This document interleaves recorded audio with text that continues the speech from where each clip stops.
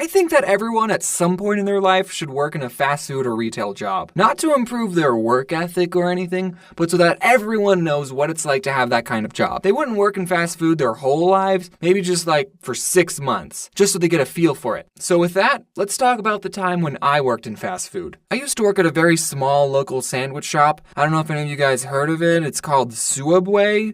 Our spokesperson was in the news recently.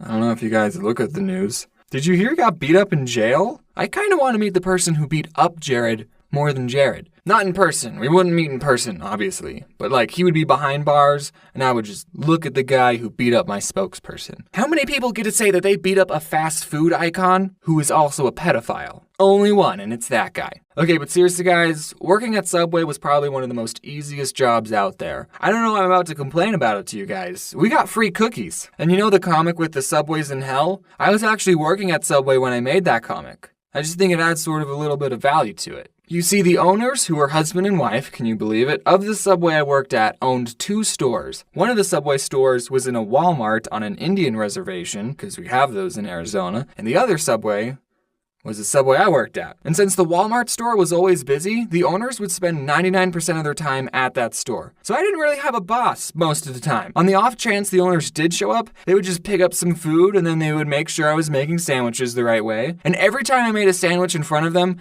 they would always find something wrong with it, without fail. You put on too many olives. Do you know, according to the Subway formula, you're only supposed to put on 8 olives on a foot long? 8! One for every other bite. That's just ridiculous. Can you imagine someone just counting out 8 olives? Nobody does that. I usually worked the closing shift, and at the end of the night, we would turn the alarm and we have 60 seconds to get out of the store. But one time I had the opening shift, so I unlocked the door to get in with my key, and the alarm went beep, beep, meaning I had 60 seconds to turn it off. No big deal, right? I've turned the alarm on all the time when I was closing. So I go to the little control panel and I type in the code and nothing happens. The beeping is still there and the clock is still ticking down. So I go, okay, I'm going to press each button very carefully. I'm going to make sure each button makes a beep when I press it.